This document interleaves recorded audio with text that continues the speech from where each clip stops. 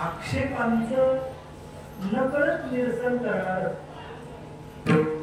असं हे दिव्य दृश्य, त्या दिव्य दृश्याची प्रचिती या महान साधू संतांमुळे येते. असे असणारे साधू संत, त्यापैकी श्री संत सेना महाराज. अर्थात मी हे का बोलतो, कारण बरीच लोक आक्षेप घेतात. आता निवडणुकीच्या काळात सुद्धा लोकांनी आक्षेप घ्यायची काही कमी नाही केली. आपण कितीतरी फूट पाडण्याचा प्रयत्न केला, पण शेवटी याको राखे साईया मार सकेन होय, हे काय. अर्थातच परमात्म्याची कृपा असेल म्हणून आपला हिंदू समाज एकवटला. विभक्त करण्याचा प्रयत्न केला जातो आणि त्यातीलच एक भाग म्हणजे असं सांगितलं जातं की तुमचे सांप्रदायिक लोक फक्त उच्चवर्गीयांना किंमत देतात. तर त्याच्या म्हणजे अशा मतांना आपल्याला आक्षेप घेणाऱ्या लोकांना एक चपराक देणारा हा अभंग असा पाहिला तर ठरतो. कारण सेना म्हणे तिथे त्यांची बॅटरी गुण होती. आता संत सेना महाराज हे वर्ण व्यवस्था, जाती व्यवस्था या दृष्टीने विचार केला तर तसं नाभिक समाजाचे नाही का सेना नाभी महाराज म्हणतो, संत सेना नाभी. त्यांचा ज्ञानोबांची महती गाणारा हा अभंग आहे. अर्थातच ज्ञानोबराय महान होते म्हणून त्यांच्याविषयीचे धन्यतेचे उद्गार काढणारे अभंग सेना महाराजांसारख्या महात्म्याच्या मुखातून येतील याच्यात नवल नाही. पण या धन्य असणाऱ्या ज्ञानोबरायांच्या दर्शनाने जो कोणी धन्य होतो, अर्थातच त्याला आपण तेव्हा धन्य म्हणू शकतो ज्यावेळेस या साधू संतांचा शिक्का धन्यतेचा त्याच्यावर असतो. सेना महाराज म्हणतात ना, सेनामुळे त्याचे धन्य झाले जिणे ज्ञानदेव दर्शने मुक्त होती. अर्थात या महान संत असणाऱ्या ज्ञानोबरायांच्या दर्शनाने सुद्धा जीवाला धन्यता प्राप्त होते. नवे नवे ज्यांना ज्यांना त्यांचं दर्शन झालं ते धन्य. आणि का धन्य, तर ते केवळ त्यांच्या दर्शनानेच मुक्तीला प्राप्त करते झाले. उहापोह करण्याकरता जर आपल्याला वेळेने परवानगी दिली तर आपण त्याचा उहापोह करण्याचा प्रयत्न करू. तुर्तास एवढंच लक्षात घ्या की आपण या ठिकाणी या अभंगाचं चिंतन करण्याकरता का प्रवृत्त झालो. तर आज आपण या अभंगाचं चिंतन करण्याकरता प्रवृत्त झालो त्याचं निमित्त म्हणजे कैवल्यपाद माऊली ज्ञानेश्वर महाराजांचा संजीवन समाधी सोहळा. अर्थातच एखादा गरीब तुकडा असतो, एखादा अंत असतो, एखादा दीन असतो. त्या दीन तुकड्या व्यक्तीला काही खाण्याची व्यवस्था नसते, कुठे राहण्याची व्यवस्था नसते, काही पांघरण्याची व्यवस्था नसते. म्हणजे अन्न वस्त्र निवारा पूर्वीच्या काळात मूलभूत गरजा म्हटल्या जायच्या. आजकालच्या मूलभूत गरजा सांगितलं तर पहिला मोबाईल येईल काय करे. तर त्या पूर्वीच्या मूलभूत गरजा त्या ज्याच्याकडे नाही असे दीन तुकडे लोक त्यांच्या दैवयोगाने कुठेतरी एखाद्या समृद्ध श्रीमंत माणसाच्या घरी उत्सव यावा, विवाहाचा प्रसंग म्हणा किंवा एखादी पूजा म्हणा, काहीतरी निमित्ताने त्याने भरपूर मोठ्या प्रमाणात अन्नछत्र उभारलेले आहे. त्या अन्नछत्रामध्ये त्यांनी अशी नोकरी केली की ज्याला जे पाहिजे ते जेवढं पाहिजे तेवढं बिनधास्तपणे मोकळ्या मनाने येऊन स्वीकारायचा, आस्वाद घ्यायचा. मला सांगायचं दीन तुकड्यात एरवी जरी काय मिळत नसतं तरी या समृद्ध श्रीमंत आणि उदार असणाऱ्या व्यक्तीच्या अन्नछत्रामध्ये काय घडलं, त्या दीन तुकड्यांना सुद्धा फार मोठी व्यवस्था झाली. अर्थात त्यांच्या आनंदाची सोयच नव्हती, पण आज त्यांच्याकरता सुद्धा खुल्लत वार असल्यामुळे मोकळे आणि त्यांना खूप मोठ्या आनंदाची व्यवस्था आहे. हे तसं उदाहरणार्थ पाहता येईल. तुमचं आमचं पहा, एरवी तुला आम्हाला कुठली आनंदाची सोय सांगा. आपली गाडी आपल्याला आनंद देऊ शकते, बरं देऊ शकते तर कितपत देऊ शकते, कुठपर्यंत देऊ शकते सांगा. याचा त्यांनी विचार करण्याचा भाग आहे काय का नाही. ऑल्टोवाल्याला कुठपर्यंत सुख आहे, क्रेता बघत नाही तोपर्यंत, क्रेता बघला तरी कुठपर्यंत सुख आहे, ऑडी पाहत नाही तोपर्यंत. अशा गोष्टी आहेत त्या. अर्थात उत्तरोत्तर मोठी व्यक्ती दिसते, मोठ्या वस्तू दिसल्या सुख समाधानाच्या, तर आपल्या समाधानाची हवा निघून जाते. हवा नाही का? अर्थातच त्या समाधानाला अर्थ नाही. यापेक्षा वेगळं आध्यात्मिक क्षेत्रामध्ये ज्याला समाधान म्हटलं जातं, ज्याला सुख म्हटलं जातं, संसारात सुद्धा सुख म्हटलं जातं, पण ते सुख वेगळं. खरं तर तो सुखाभास आहे. ज्ञानोबांनी स्पष्टीकरण दिलेले, येही संस्पर्शजा भोगा दुःख येऊ नये एवते अत्यंतवंतः कौंतेय न तेषु रमते बुधाः. याचं स्पष्टीकरण जे ज्ञानोबांनी दिले ते पहा. ज्ञानोबा सांगतात, विषाचे कांदे वाटुनी जो रस घेणे पिळुनी, विषाचे कांदे वाटायचे आणि त्याचा रस पिळून घ्यायचा, त्याला नाव फक्त त्याचं अमृत, निर्मळ अमृत. होईल का आनंद? भेटेल का सुख? प्राप्त होईल का समाधान? होता येईल का अमृत? नाही. नुसतं नाव अमृत ठेवलं ना अमृत होता येत नसतं. नाही काय? अमृत तुल्य नसतं ध्यानात ठेवा. पण आता काय करतात बुद्ध्याला?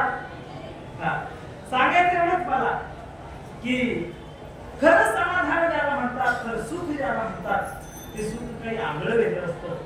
ते सुख ज्याला पाहिजे असेल, ते समाधान ज्याला पाहिजे असेल, तर त्यांनी अलंकात्मक क्षेत्रामध्ये असतं. नामा म्हणे देवा, नामा म्हणे देवा चला दया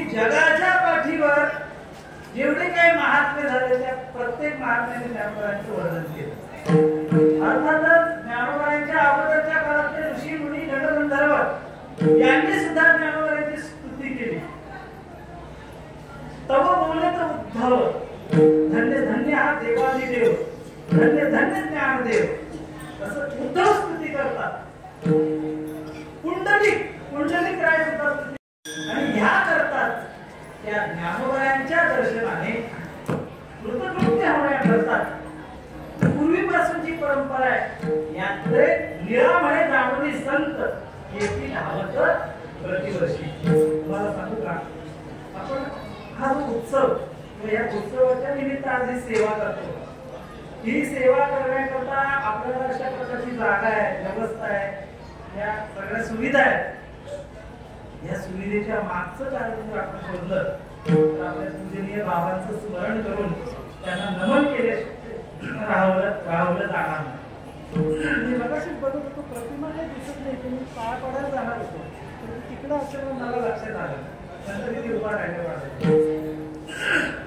अर्थातच ह्या क्षेत्रासंबंधी साधू संतांनी म्हणजे पूर्वीच्या काळापासून साधू संतांनी जी परंपरा घालून दिली, ज्ञानोबांच्या दर्शनाकरता जायचं, ज्ञानोबांच्या सोहळ्याकरता जायचं, तीच परंपरा जनसामान्यांपर्यंत पोहोचवण्याकरता नंतरच्या महात्म्यांनी जे काम केलं त्याच्यामध्ये एक म्हणजे बाबा होते.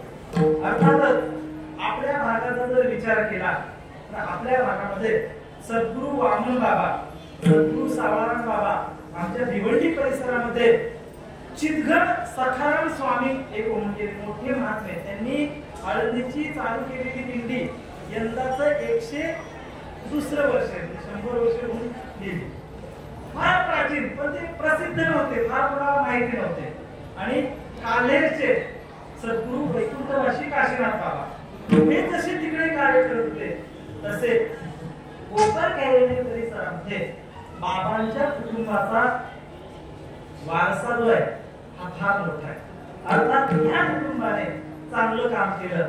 आज आपण जरी एकत्रित दिंडीमध्ये नसलो तरी सुद्धा त्या रूपाने कार्य चालू आहे आणि ह्या रूपाने कार्य चालू आहे. अर्थात कोपर खेळण्यामध्ये नवी मुंबईचा जो परिसर होता त्या क्षेत्रामध्ये बाबांनी फार मोठी सेवेची भूमिका बजावलेली आहे. आणि नुसतीच सेवा नाही, आता आम्ही डोळ्याने पाहिलेलं आहे. बरेच वेळा असं घडतं की एखादी व्यक्ती कोणीतरी येते त्रयस्थ, कीर्तनाची सेवा असते आणि कीर्तन ज्यांनी दिलं त्यांच्या समोर काहीतरी बोलणं औचित्याचं असतं. असं नाही की ते काहीतरी लालचीनं बोलतात, पण औचित्याचं असतं म्हणून ते बोलून जातात, खास स्तुती करतात, स्तुतीचं एवढं मोठं झाडोपण करतात की आजमोला येऊन पण पचत नाही, अशी अवस्था होते. पण आमची गोष्ट तशी होणार नाही. का?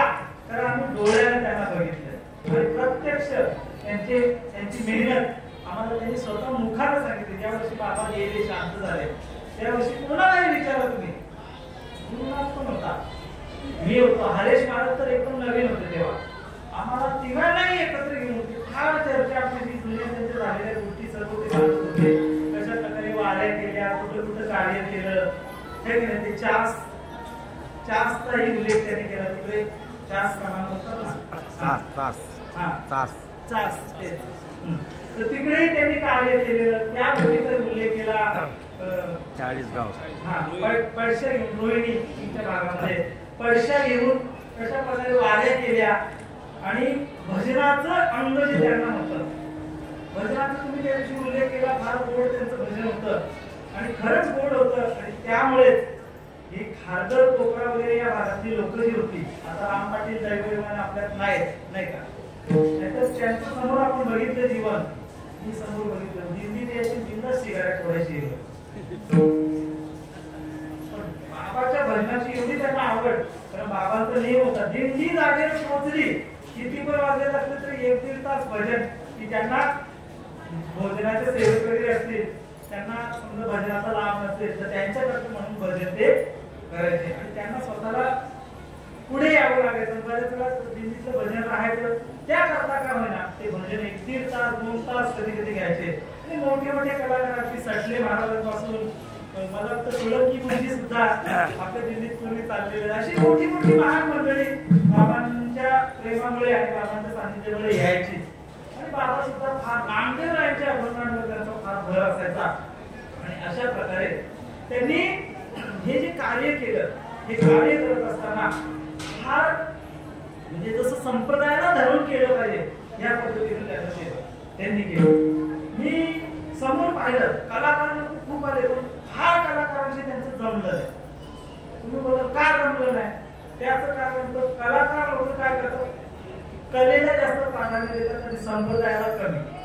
तर तसं नाही झालं. बाबांचं म्हणणं होतं संप्रदायाला धरून राहा.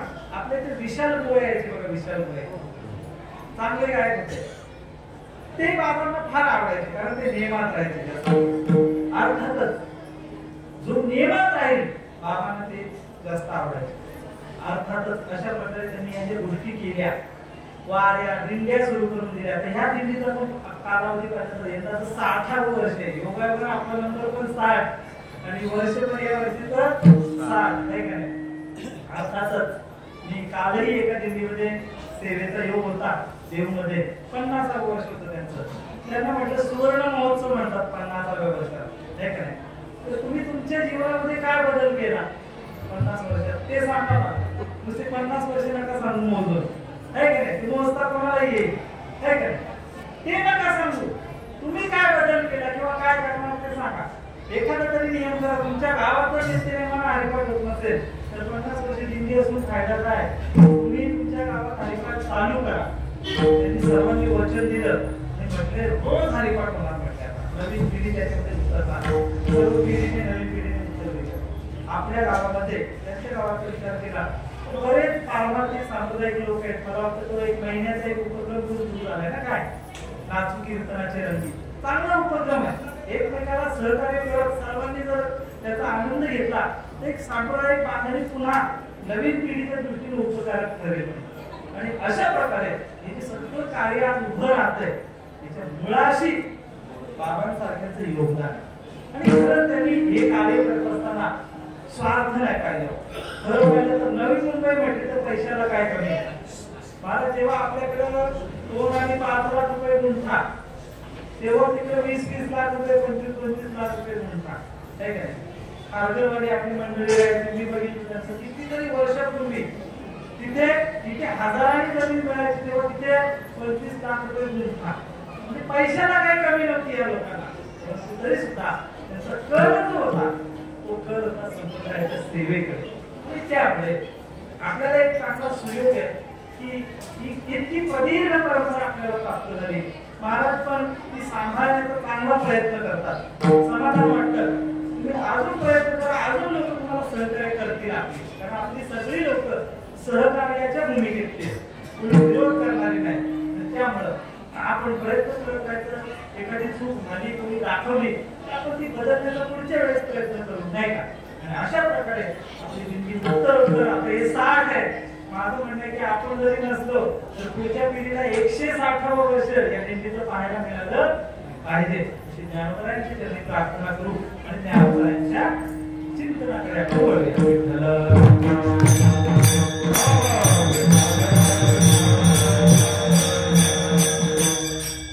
विषय निघाला म्हणून बाबांविषयी बोललो. अर्थात माझा स्वभाव नाही कोणी कीर्तन दिलं की त्यांच्याविषयी बोलायचं. पण तरी सुद्धा त्यांचं कार्य चांगलं होतं म्हणून बोलताना काही संकोच वाटत नाही. असो या ज्ञानोबरायांच्या या यात्रेला साधू संत येण्याची परंपरा ज्या म्हणजे जाणोनी संत एकी धावत प्रतिवर्षी का जो करील याची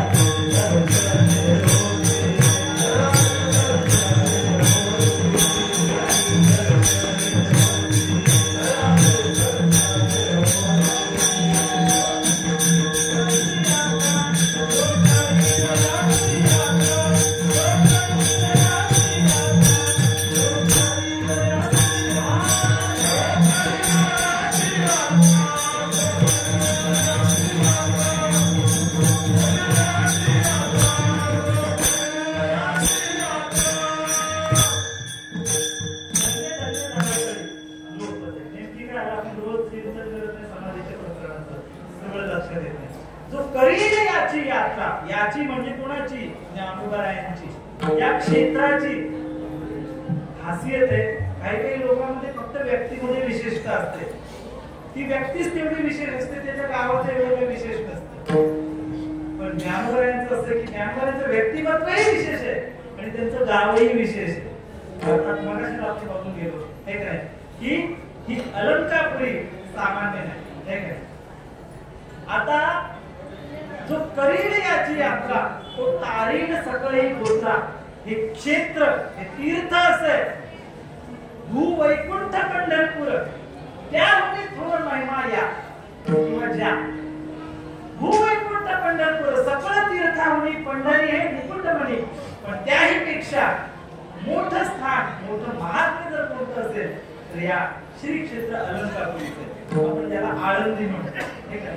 या अलंकापुरी या ज्ञानोबारायांच्या धामाचं तुम्ही बघा ज्ञानोबारायांचं धाम पुढे दैवताचे नाव सिद्धेश्वर हे काय. ज्ञानोबारायांचं धाम कसं तर ध्यानात ठेवा असं सांगतात पुरेकर बाबा गुरुवारी पुरेकर बाबा सांगत असतात की भगवान सिद्धेश्वर ज्या वेळेस या क्षेत्रामध्ये फिरत फिरत आले म्हटले पूर्वी तर फिरत फिरत आल्यानंतर त्यांनी ते लोकांवर घातलं म्हटले या भूमीवर.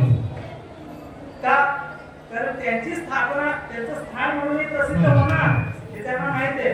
स्थान प्रसिद्ध झाले तर ते स्थानावर थोडे येणार आहे म्हणून त्यांनी अगोदर लोकांना घातलं या पद्धतीने माझ्या ज्ञानोबारायांची समाधी होणार आहे. या ठिकाणी ज्ञानोबाराय समाधी घेणार आहेत. इतकं मोठं क्षेत्र म्हणजे सिद्धेश्वराला सुद्धा मान्य आहे हे स्थान ज्ञानोबर आहे. अर्थातच अभंगामध्ये वर्णन येतं की हे स्थान म्हणजे शिवपीठ आहे. आता प्रमाण शिवपीठ आहे परंतु त्या शिवांना देखील मान्य आहे हे ज्ञानोबर आहे. अर्थातच या ज्ञानोबरायांच्या अलंकापुरीचं वैशिष्ट्य असं की या अलंकापुरीची यात्रा जो कोणी करेल तर तो करेल अशी महती है का नाही. तो करेल याची यात्रा तो स्वतः करेल याच्याप्रमाणे नाही तो तारील सकळही गोत्रा सगळ्या गोत्रजांचा उद्धार तो करू शकतो इतकी महती या तीर्थाची आहे. ज्ञानोबारायांच्या तीर्थ हा शब्द तीर्थ दोन अर्थाने प्रवृत्तो. एक तर तीर्थ म्हटलं की आपल्या समोर एक गोष्ट येते ती म्हणजे क्षेत्र तीर्थक्षेत्र आम्ही तीर्थाला चाललोय तीर्थक्षेत्र आणि दुसरं तीर्थ या शब्दाचा अर्थ येतो भाषण करायचं तीर्थ जल आणि द्रवण बरोबर की नाही. दोन्हीला तीर्थ म्हटलं जातं. पण कोणतं एक तर स्थळाला किंवा जलाला तीर्थ म्हटलं जातं. कोणत्या स्थळाला आणि कोणत्या जलाला तर पावन स्थळ आणि पावन जल याला तीर्थ असं म्हणतात. नुसतं ते स्वतः पावन नाही तर पावकत्व ज्याच्यामध्ये अशा स्थळाला आणि जलाला अशा पावन स्थळाला आणि जलाला तीर्थ असं म्हणतात. ज्ञानोबारायांचं तीर्थ म्हणजे स्थळ सुद्धा विशेष आहे आणि इथे असणारा तीर्थ म्हणजे जल सुद्धा विशेष आहे. महाराज यांचे जीवन फार दिव्य आहे. आता हे आपल्या माहितीचे झाले असे कितीतरी महात्मे असतात कुठेतरी कोपऱ्यात बसून असतील कदाचित त्यांचे कपडे मळलेले असतील चकाचक नसतील म्हणून अनुभवला पण नाही त्यांच्याकडे. पण असे कितीतरी मोठे मोठे महात्मे तेथील वृक्ष आणि पाषाण हे जसं म्हटलं जातं क्षेत्राबद्दल तसं या क्षेत्राचा जर विचार केला तर हे साधन आहे सिद्ध साधकाचे स्थळ सर्व तीर्थाची मूळ वास केली नित्यकाळ तरी महादोष हरतील असं महान असं तीर्थ आहे. सिद्ध साधक या ठिकाणी सर्वांशी सिद्धांता सिद्ध केला सुख सोहाय स्वामीजींचं आवडतंय. स्वामीजी दिवसभरात तुम्हाला भेटले त्यांचं सकाळी काल पण मला बोलते ते चलो प्रदक्षिणा करेंगे. मी म्हटलं सुबह किया फिर से जाएंगे का वे अपने चला मौका बसून गप्पा करने चला म्हटले अभी जाएंगे और बाद में 12 बजे भी जाएंगे. 3 बार करने का असं ते म्हटले. आणि त्या आज गेले ते ब्रह्मतीला त्यांना 2 दिवस वेळ नाही मिळाला. आज ब्रह्मतीला वेळ मिळाला बहुत सिद्ध वेळ सिद्धी वेळ बोलतात ते. सिद्धी वेळामध्ये त्यांचं आवडतं स्थान आहे. अर्थात तुम्हाला खोटं नाही सांगत नाही आपल्याला लक्षात पण येणार नाही मोठे मोठे महात्मे या ठिकाणी राहतात लपून राहतात तेव्हा आपल्या लक्षात येत नाही किंवा आपली नजर भंगार आहे म्हणा नाही काय दोषी आहे म्हणा तेव्हा आपल्याला दिसत नाही. पण महात्मे या ठिकाणी फार होती या क्षेत्राचं विमान असं आहे. काय या क्षेत्राला महती द्यायची काय या क्षेत्राची यात्रा करायची सांगतात. धरती जे का अन्नदान करीती ते पावती वैकुंठ राज्य समाधीमध्ये म्हणतात. नित्य अनुष्ठान नित्य अनुष्ठान करणारी मंडळी या ठिकाणी आश्चर्य वाटेल तुम्हाला. मी मागे उल्लेख करून गेलो श्री क्षेत्र पंढरीमध्ये वास्तव्याला असणारे वैकुंठवासी भजनाचे मूर्तिमंत पुतळे म्हणजे पूजनीय बोधे बाबा. त्या बोधे बाबांचं जीवन कसं होतं, नित्य अनुष्ठान असं त्यांच्याविषयी बोललं जातं. मोठे मोठे महात्मे सांगतात तुकोबाराय कसे जीवन जगत असतील आपल्याला कल्पना नाही, नसू द्या. पण जर खरं अंदाज घ्यायचा असेल तर या महात्म्यांकडे बघा म्हटले, लक्षात यायला मदत होईल की कसं तुकोबाराय जीवन जगत. अशा प्रकारचे नित्य अनुष्ठान करणारी मंडळी आपले संस्थेचे शास्त्री बाबा आहेत. कितीही कठीण प्रसंग असू दे असताना वाराणसीमध्ये ते वास्तव्याला असताना ते तर वाराणसीतच पूर्ण आयुष्य त्यांनी व्यतीत केलं. आणि असं तसं नाही फालतूपणाने नाही व्यतीत केलं, दिव्य जीवन व्यतीत केलं. दिव्य असं सांगतात. आणीबाणीचा काळ होता. आणीबाणी म्हणजे आणीबाणी लागू केली सरकारने मिलिटरी सर्वीकडे. कुणाला जाऊ देत नव्हते. याचा नियम होता 2:30 वाजता गंगेवर स्नानाला जायचे. पहाटे 2:30 वाजता, दुपारी नाही. रोजचा नियम. पहाटेच जायचं. अडवलं म्हटले गावात गोळी मारे चालेल, म्हटले गोळी मारली तरी माझा नियम आहे जाणार. अशा प्रकारचं दिव्य जीवन जगणारे महात्मे आता आळंदीमध्ये शेवटचा काळ कसं व्यतीत करतात हे आपल्याला बघितल्याशिवाय कसं दिसेल. आपण बघितलं पाहिजे, याच्याकडे याचं निरीक्षण केलं पाहिजे, याचा अभ्यास केला पाहिजे. आपण ती एवढी दिव्य महात्म्या कुठं असतात ते एका कोपऱ्यात असतात. खोलीत संस्थेत तुम्ही बघायला सापडणार पण नाही तुम्हाला. चमकत नाही राहते काय काय दिव्य जीवन अनुष्ठीयमान जीवन आहे. मूर्तिमंत अनुष्ठान म्हणजे ही लोक आहेत.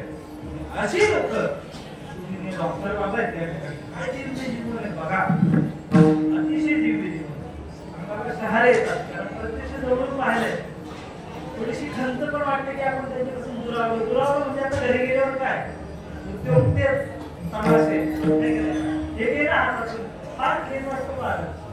म्हणजे हे सुटलं याचं इकडचं जीवन पाहिलं. पण आपल्या विषयाचं चिंतन जे चाललंय दिव्य लोक सिद्ध साधकाचे स्थळ म्हणतो ना, मोठी महात्मा फार दिव्य जीवन आहे. अगदी साधकांचा मायबाप जसं त्या यांना म्हणावं तसं यांना म्हणायला हरकत नाही. तसं दिव्य जीवन. कोणाकडे आश्रय नसेल त्याला आश्रय, आधार नसेल त्याला आधार देणार, हे नाही रुग्णांना मदत करणार आणि परोपकार करणार. ग्रंथ लेखनाचं कार्य कितीतरी केलंय पण कुठेही डामडौल नाही. आणि वितरण तर मोठ्या प्रमाणात चाललंय. आणि ना नफाला तोटा हे तरी बोलणं कमी वाटेल. केवळ तोटा तरी पण व्यवसाय चालू आहे. तोटा म्हणजे या दृष्टीने तोटा त्यांचा त्याच्यात तोटा होतो मारायला काय केलंय तोटा आपलाच होतो आणि आपल्यालाच वाटेल तर तोटा. त्यांचा तोटा कधीच होणार नाही. उलट त्यांच्यामुळे दुसऱ्यांचाही फायदा होतो.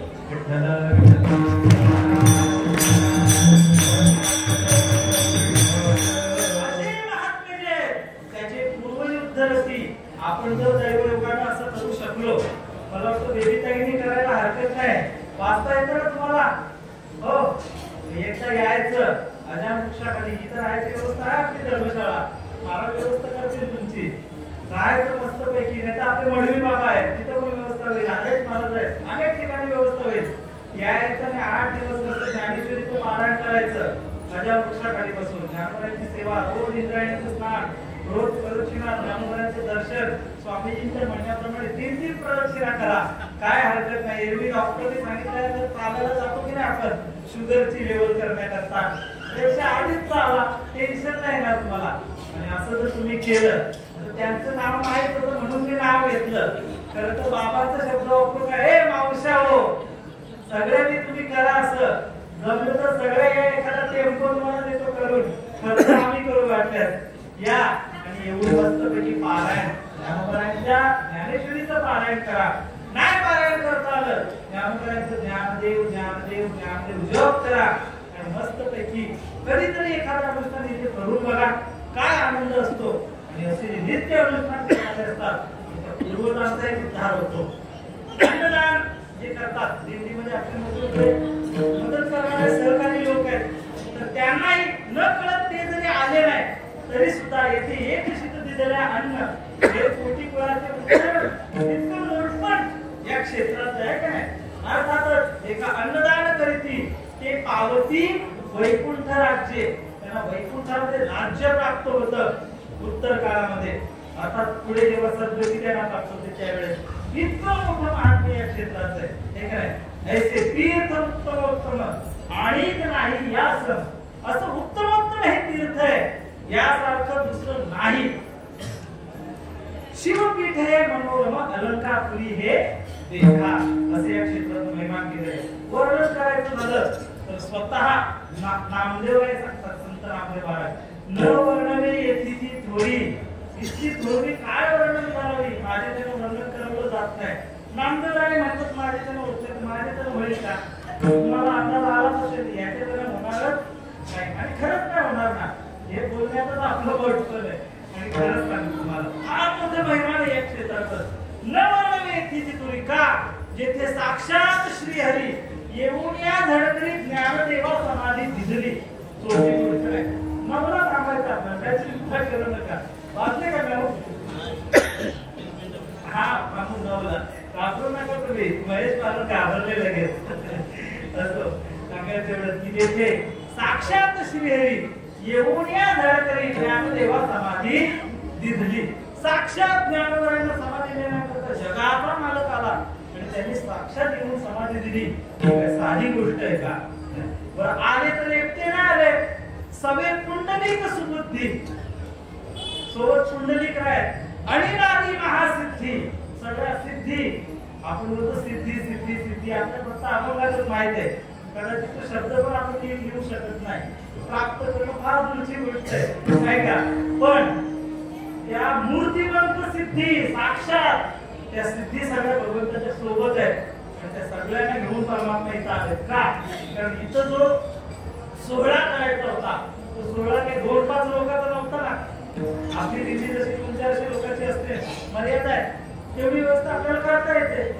इथं त्या वेळेसाठी परिस्थिती होती की मर्यादाच नाही, गणितच नाही, कोण कोण किती किती सगळ्यांना आचरण केले. त्रिभुवनातले सगळे मोठे मोठे महात्मे, ऋषी मुनी गंधर्व मंडप काढले. भाग्यवंतापणी विश्वकर्म्याकडे व्यवस्था होती ती सगळी सांगतात. देवांचे शिल्पी ना ते, त्यांच्याकडे ही व्यवस्था होती म्हणतात. सगळी व्यवस्था म्हणजे जबाबदारी व्यवस्था करणे. आणि माझी सिद्धी कशा करता, तर भोजनाधिकांच्या व्यवस्था ज्या करायच्या तर या प्रसंगी काही मुली राहता कामा नये, याकरता सिद्धीच नांदत होते या ठिकाणी. त्यामुळे कमी पडायचं काही कामच नाही, अशी परिस्थिती या ठिकाणी होती. झाडू मारण्यापासून सगळी कामं सिद्ध्या करत होते, सिद्ध्या अशी परिस्थिती. अर्थातच न वर्णवे तुझी थोडी, वर्णन करता येणार नाही असं हे महिमा हे काय अनंत पुण्य. काय विशेष या क्षेत्रात एवढं सगळं गोतावळा घेऊन पाठवून परमात्मा का आला तर सांगतात या ठिकाणी ज्ञानोबराय समाधी घेणार आहेत, ऐरा गेला नाही म्हणून परमात्मा आले ज्ञानोबरायांसाठी. ज्ञानोबराय काही सामान्य नव्हते हे काय. नामदेवरायांना ज्यावेळेस सोबत तीर्थयात्रेला घेऊन जाण्याकरता ज्ञानोबराय प्रवृत्त होतात. नामदेवरायांची तयारी देवाला सोडून जायची. जात असताना पण अट घातली शेवटी हे नाही, कमरेवर हात नसतील, विटेवर पाय नसतील, घेणार नाही देवा. मी कशाला जाऊ, मला कसं जायचंय. मग त्यावेळेस देवाने सांगितलं अरे बाबा ज्ञानदेव आत्मा माझा, तू असं कसं समजू नको, तू सौभाग्य समज की ज्ञानोबरायांना इच्छा होते तुला सोबत यात्रेला घेऊन जायची हे का नाही. एरवी टूर वाल्याच्या सोबत जाणारे लोक वेगळे आणि साधू संतांच्या सोबत यात्रेला जाणारे वेगळे. ज्ञानोबराय तुला सोबत घेऊन पाहतात, मिळू पाहतात, ते सौभाग्य समज म्हटले नाम्या, प्रेमाने लढीवर असलेलं नामया, तू असं सौभाग्य समज आणि जा. माझा साक्षात माझा आत्मा, माझं स्वरूप तो आणि मी नव्हे तुझ्या. ज्ञानदेव आत्मा माझा, देव म्हणे नाम्यात आहे, ज्ञानदेव मीच आहे असं सांगून पण ज्ञानोबरायांचं संमोहन करून समजूत काढून मग त्याने यात्रेला पाठवलं. त्या ज्ञानोबरायांची महती इतकी विशेष आहे की अनंत पुण्य हे गाठी तरीच ज्ञानदेव पडेल दृष्टी. अनंत पुण्य जर पाठीशी असेल कुठेतरी तरच ज्ञानोबरायांचं दर्शन घडेल. बघा तुम्ही काही क्षेत्रात येतात दर्शनाला जात नाही, पुण्याचा तुटवडा आहे आणि इथे जिथे राहून, खरं सांगतो तुम्हाला, जिथे राहून माणसाला बाकी काही नाही करता आलं तरी कमीत कमी ज्ञानोबांचं दर्शन आणि प्रदक्षिणा, बोधे बाबा सांगितले स्नान, दर्शन आणि प्रदक्षिणा, या 3 गोष्टी तरी विद्यार्थ्यांनी जरूर केल्या पाहिजे. या 3 गोष्टी जर केल्या तर निश्चितच त्याच्या जीवनाचं कल्याण झाल्याशिवाय राहणार. अशा प्रकारचं हे महिमा अनंत पुण्य गाठी तरीच ज्ञानदेव पडलेली होती की अगाध पुण्य धुळजटी ऐसे बोलून या गेले सिद्ध साधकाचे स्थळ सर्व तीर्थाची मूळ वास गेल्या नित्य काळ तरी महादोष रती अजान वृक्षाखाली कथा. मगाशी बोलून तुम्हाला अजान वृक्षाखाली करा सेवा, त्याचं महात्म्य सांगितले इथे. अजान वृक्षाखाली कथा नित्य जोडे तरी सर्वथा तो नवदायी यमपंथा, त्याला कधीच यम स्पर्श करू शकत नाही, यमयात्रा त्याला कधीच होऊ शकत नाही. यमयात्रेतून तो सुटला जो अजान वृक्षाखाली सेवा करेल तो. आणि ऐसे जगन्नाथाचे वचन, जगन्नाथ म्हणजे नावाचा जगन्नाथ नाही, खऱ्या अर्थाने जगाचा नाथ त्या परमात्म्याचं वचन आहे. त्यांचं म्हणणं आहे की त्याला यमपंथाला जावं लागत. सुवर्णाचा अश्वत्थ नित्य पूजनीय अस्वस्थ, म्हणजे इतके झाड पण किती विशेष आहेत बघा. सुवर्णाचा अश्वत्थ त्याची जर नेहमी पूजा केली तर लक्ष्मी न संधील त्यास जन्म देईल पवित्र, त्याला लक्ष्मी कधीच सांगणार नाही. म्हणजे तुमच्या कामाची गोष्ट पण तिथं आहे की नाही. अर्थात कोणाच्या कामाचं आहे सांगितलंय, स्वतः ज्ञानोबाला सांगतात. या धनाचा नधरी विश्वास जैसी तरुवर छाया, याता याती न चुके तरी हे भोगीतील काया. या हरिभजने विण तुझा जन्म जातो वाया, या लागी तू वैकुंठनाथाच्या चिंती पारे पाया. अर्थातच लक्ष्मी ज्याला अपेक्षित असेल त्याला सुद्धा कधीही लक्ष्मीचा तुटवडा येणार नाही जर नित्य या सुवर्णाच्या अश्वत्थाची पूजा केली. कारण कालच ऐकलं संस्कृत पुण्यातील कीर्तनकारांनी काल परवादिवशी उल्लेख केला की साक्षात लक्ष्मी माता सुवर्णाच्या पिंपळाच्या रूपाने विभूती म्हणून या ठिकाणी, कारण भगवान विष्णू आणि लक्ष्मी माता हे अविभक्त दाम्पत्य सांगितलं जातं. त्यामुळे ते कधीच विभक्त राहत नाही, कोण्या ना कोण्या रूपाने ते सांगून त्यातच असतात. त्यामुळे लक्ष्मी आई साहेब या ठिकाणी सुवर्णाच्या अश्वत्थाच्या रूपाने आहेत. तर बघा, ज्याला काही अडचण असेल या गोष्टीनं तुम्ही करायला हरकत नाही ना. उगाच काहीतरी टाणे टोणे करण्यापेक्षा तिथे करा पूजन, ज्ञानोबांच्या दरबारात करा, काही कमी पडणार नाही. आणि जन्म देईल पवित्र, या अश्वत्थाची पूजा, त्या पूजेचं महात्म्य असं आहे की पवित्र जन्म त्या साधकाला प्राप्त, ती पूजा करणाऱ्या साधकाला प्राप्त. अशा प्रकारचं फार मोठं महात्म्य या तीर्थाचं आहे. आणि या तीर्थामध्ये ज्ञानोबा राहतात. त्या ज्ञानोबांविषयी स्वमत व्यक्त करताना संत सेना महाराज अभंगाच्या प्रसंगातून ज्ञानोबांना धन्य महाराज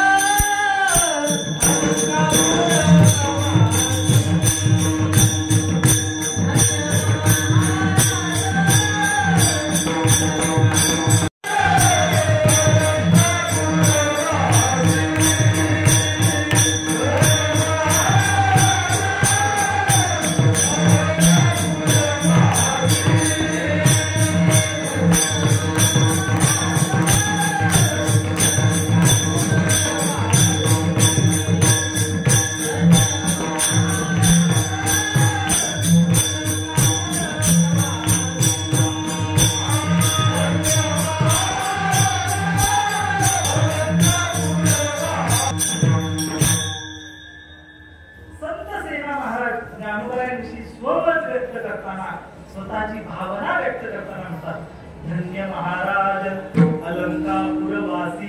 कशामुळे धन्य, तर इतक्या महान क्षेत्रामध्ये वास्तव्याला आहेत. वास्तव्याला म्हणजे 2 दिवस नाही, शनिवार रविवार कायमचे वास्तव्याला आहेत. ज्ञानदेवे घेतले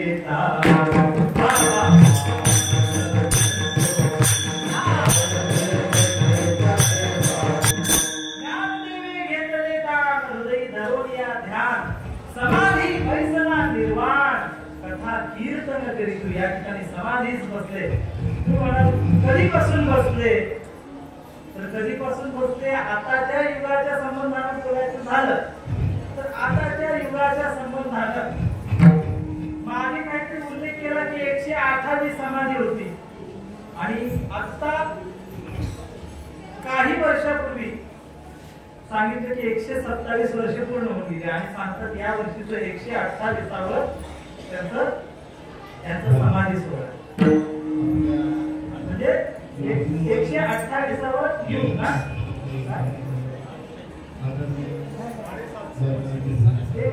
ते वेगळं युग युग युग युग अर्थातच इतका मोठा प्रदीर्घ कालावधी सांगतात की ज्ञानोबांनी जी समाधी घेतलेली आहे या समाधीला हा आपल्याला ते आता काय सांगतो तुम्हाला या प्रकरणाचा आपण अभ्यास करत नाही त्यामुळे हे गणिताच्या दृष्टीने आपल्याला बोलता येत नाही पण फार प्रदीर्घ कालावधी की ज्याचा हिशोब म्हणजे आमच्या डोक्याचा बाहेरचा आहे इतक्या मोठ्या प्रदीर्घ कालावधीपासून ज्ञानोबा या ठिकाणी समाधी घेतात ज्ञानोबांच्या समाधी घेण्यामुळं या ठिकाणचं जे क्षेत्र आहे पंचक्रोशी जी सांगितली जाते आळंदी पंचक्रोशी ही देहूच्या त्या ठिकाणी आपली येत असताना बघा इंदोरी गाव लागलं का त्या इंदोरी पासून तशी ती पंचक्रोशी आहे इकडे खेड पासून पुणे तर ही पंचक्रोशी जी आहे ही पंचक्रोशी म्हणजे साधी नाही फार विशेष या ज्ञानोबांच्या वास्तव्यामुळे मगाशीच आपला उल्लेख झाला की स्थळ आणि जल पवित्र कशामुळे होतं तर या महात्म्यांच्या वास्तव्यामुळे स्थळ आणि जल पवित्र होत असतं त्या पुंडलिकायांच्या जीवनामधला तो तीनही तीर्थांच्या पवित्र होण्याचा प्रसंग आपल्याला सर्वांना ज्ञात आहे सांगून वेळ घेत नाही तर या ज्ञानोबांच्या वास्तव्यामुळे या सर्व क्षेत्रामध्ये अशी वदय जो जो या ठिकाणी वास्तव्य करतो त्या प्रत्येकाला एक वेगळाच आनंद अनुभवायला भेटतो त्या ठिकाणी साधक म्हणून राहणाऱ्या साधकांचं जीवन त्या साधकांनी जेव्हा अंतर्मुख होऊन जगलेलं असतं त्यावेळेस त्या व्यक्तीची ज्ञानोबांविषयीची असणारी जी भावना आहे ती खरंच खूप विशेष त्याचं कारण आहे या ज्ञानोबांची विशेषता कशी आहे की त्या साधकाला लळा प्रेम ज्ञानोबांबरोबर म्हणून धन्य महाराज अलंकार पुरवासी इतक्या महान क्षेत्रामध्ये आणि म्हणूनच ज्ञानोबांना म्हटलं त्याला साधकाचा माय बाप साधकाचा माय बाप